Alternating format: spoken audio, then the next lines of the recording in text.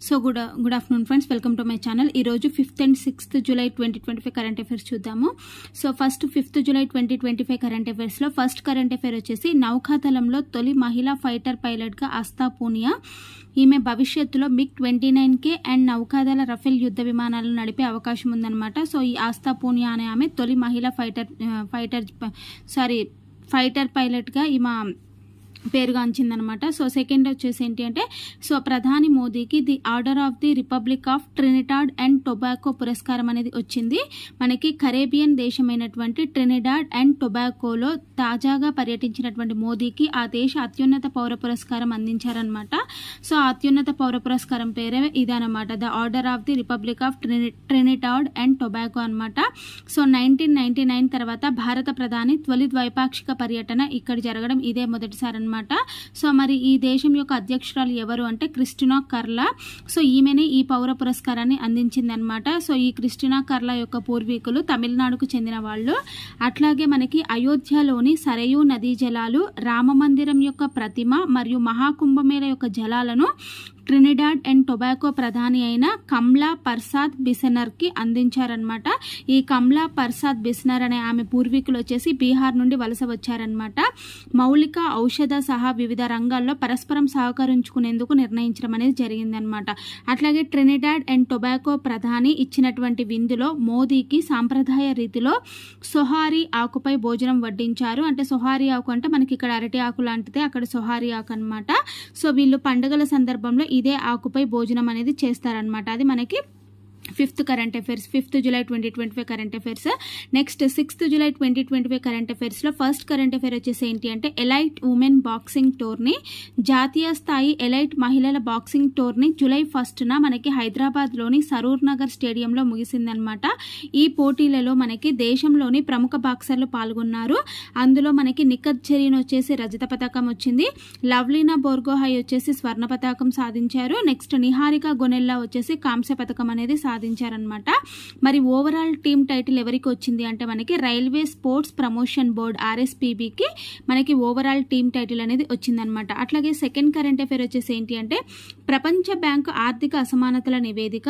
So ప్రపంచ bank 160 దేశాలకు సంబంధించినటువంటి ఆర్థిక అసమానతల నివేదికను విడుదల చేసింది. భారత్లో ఆర్థిక అసమానతలు అనేవి గణనీయంగా తగ్గాయని చెప్పేసి వరల్డ్ బ్యాంక్ తెలిపిందనమాట.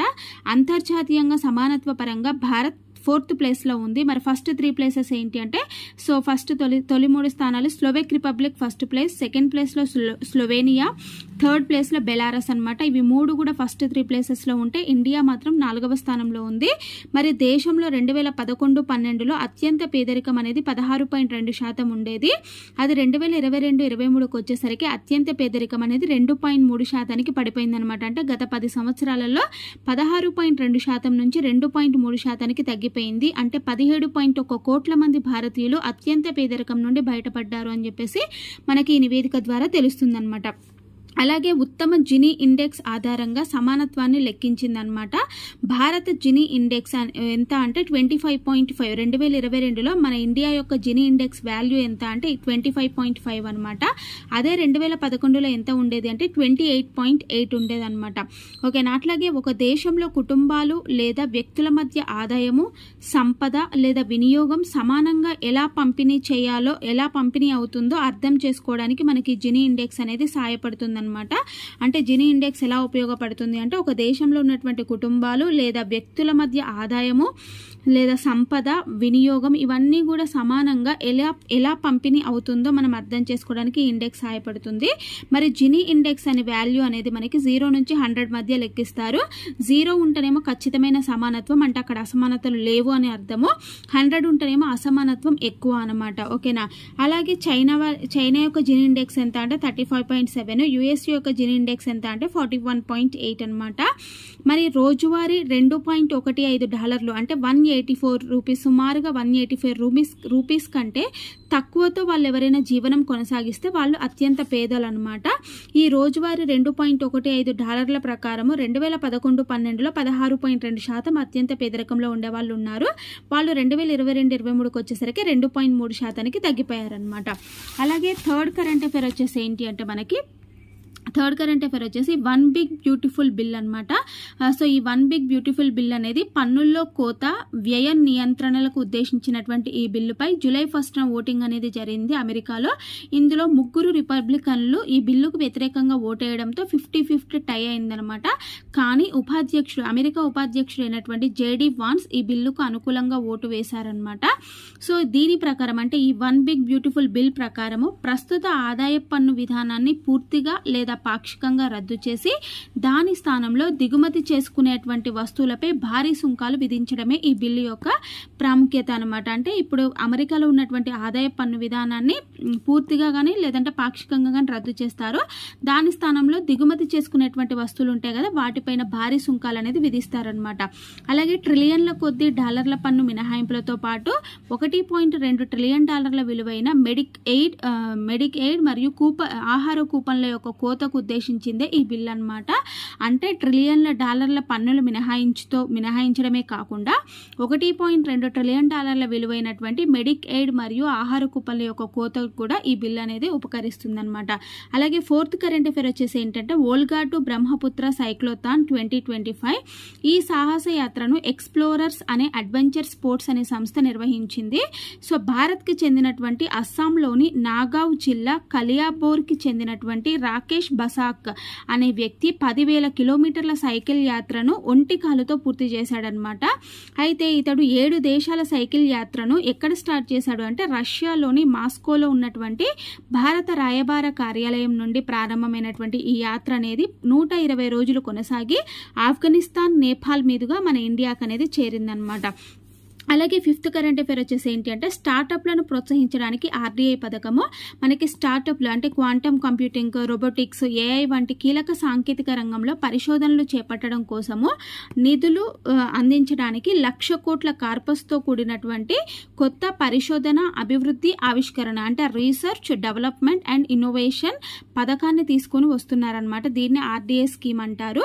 ఎంత నిధితో అంటే 1,00,000 కోట్ల కార్పస్ అనమాట. సో జూలై 1న కేంద్రం ఆమోదించినటువంటి ఈ స్కీము దేశీయంగా వస్తువులు, సేవల తయారీని పెంచడానికి మరియు ఉద్యోగాలు సృష్టించడానికి కూడా సహాయపడుతుందన్నమాట. అంటే ఈ స్కీమ్ యొక్క మోటో ఏంటి అంటే దేశీయంగా ఉన్నటువంటి వస్తువులు, సేవల యొక్క తయారీని పెంచుతుంది మరియు ఉద్యోగాలను కూడా సృష్టిస్తుంది అనమాట. భారత్లో పరిశోధన అభివృద్ధిపై ఖర్చు అనేది జీడిపిలో కేవలం 0.65% మాత్రమే ఉందన్నమాట. అంటే ప్రజెంట్ ఇండియాలో రీసెర్చ్ అండ్ డెవలప్మెంట్ పై ఎంత ఖర్చు చేస్తున్నారు అంటే జీడిపిలో 0.65% మాత్రమే ఖర్చు చేస్తున్నారు. కానీ ప్రపంచవ్యాప్తంగా రీసెర్చ్ అండ్ డెవలప్మెంట్ పై 2.7% జీడిపిలో ఖర్చు చేస్తున్నారనమాట. సో మరి రీసెర్చ్ అండ్ డెవలప్మెంట్కి ఎక్కువ ఖర్చు చేసే దేశాల్లో ఫస్ట్ ప్లేస్లో ఇజ్రాయెల్ ఉంటుంది. ఇజ్రాయెల్ ఎక్కువగా రీసెర్చ్ అండ్ డెవలప్మెంట్కి ఇంపార్టెన్స్ ఇస్తుంది అనమాట. 6.3% అంటే జీడిపిలో 6.3% ఖర్చు చేస్తుంది. అట్లాగే మనకి సౌత్ కొరియా వచ్చేసి 5%, యుఎస్ఏ వచ్చేసి 3.6%, యూకే వచ్చేసి 2.9%, సింగపూర్ వచ్చేసి 2.2% అనమాట. అట్లాగే పరిశోధన అభివృద్ధిలో ప్రైవేట్ రంగ పెట్టుబడి వాటా అనేది తక్కువ అనమాట. అంటే రీసెర్చ్ అండ్ డెవలప్మెంట్లో ప్రైవేట్ రంగ పెట్టుబడి వాటా అనేది చాలా తక్కువగా ఉంది. ఎందుకు అంటే కంపెనీలు దానిని పెట్టుబడిగా కాక ఖర్చుగా చూస్తున్నాయి కాబట్టి ప్రైవేట్ పెట్టుబడి అనేది తగ్గిపోయిందనమాట. అట్లాగే సిక్స్త్ కరెంట్ అఫైర్ వచ్చేసి ఏంటి అంటే గుజరాత్లో దేశ తొలి సహకార వర్సిటీ అనమాట. 125 ఎకరాల విస్తీర్ణంలో తొలి సహకార యూనివర్సిటీని గుజరాత్లో ఏర్పాటు చేస్తున్నారు. గుజరాత్లో ఎక్కడ అంటే ఆనంద్ జిల్లాలో మనకి కేంద్ర హోంమంత్రి అయినటువంటి అమిత్ షా గారు శంకుస్థాపన చేశారు. దేశ సహకార ఉద్యమ ఆద్యుల్లో ఒకరు మరియు అమూల్ సహకార సంఘ వ్యవస్థాపకుల్లో ఒకరైన త్రిభువన్ కిషిబాయ్ పటేల్, ఓకేనా, త్రిభువన్ కిషిబాయ్ పటేల్ పేరుతో ఈ విశ్వవిద్యాలయాన్ని ఏర్పాటు చేస్తున్నారనమాట. సో ఆ యూనివర్సిటీని ఏమంటారంటే TSU అంటారు. త్రిభువన్ సహకార్ యూనివర్సిటీ అనే పేరుతో పిలుస్తున్నారనమాట. అలాగే సెవెంత్ కరెంట్ అఫైర్ వచ్చేసి ఏంటి అంటే బయోచార్, దీన్ని మనం జీవ బొగ్గు అంటాము. భూముల్లో సేంద్రియ కర్బనాన్ని పెంచేటువంటి బొగ్గు అనమాట. పంట వ్యర్థాలతో తక్కువ ఖర్చుతో తయారు చేయనున్నారు. ఒకే రకమైన పంటల సాగు మరియు వ్యర్థాలను పొలాల్లోనే కాల్చడము, పరిమితికి మించినటువంటి రసాయన ఎరువుల వాడకంతో భూముల్లో సేంద్రియ కర్బనం అనేది అడుగంటిపోతుందన్నమాట. కాబట్టి దీన్ని ఓవర్కమ్ చేయడం కోసం బయోచార్ని తీసుకురానున్నారు. పంట వ్యర్థాలతో తయారు చేసే ఈ బయోచార్ అనేది నేలలో ఉన్నటువంటి సేంద్రియ కర్బనాన్ని పెంచుతుందన్నమాట. అట్లాగే అనంతపురం జిల్లాలో రేకులకుంట వ్యవసాయ పరిశోధనా స్థావరంలో జీవబొగ్గు తయారీ ఉపయోగంపై రైతులకు అవగాహన కూడా కల్పిస్తున్నారన్నమాట ఈ బయోచార్ పై. ఓకేనా, ఇవి మనకు 5th and 6th July 2025 current affairs. ఓకేనా? సో ఇక్కడ వరకు కరెంట్ అఫైర్స్ ఎలా అనిపించింది అనేది మీరు ఒక లైక్ కామెంట్ ద్వారా నాకు తెలియజేయండి. ఇంకా ఎవరైనా నా ఛానల్ని సబ్స్క్రైబ్ చేయకుండా చూస్తున్నట్లయితే ప్లీజ్ నా ఛానల్ లైక్ చేయండి, షేర్ చేయండి, సబ్స్క్రైబ్ చేయండి. ఓకేనా? So thank you very much.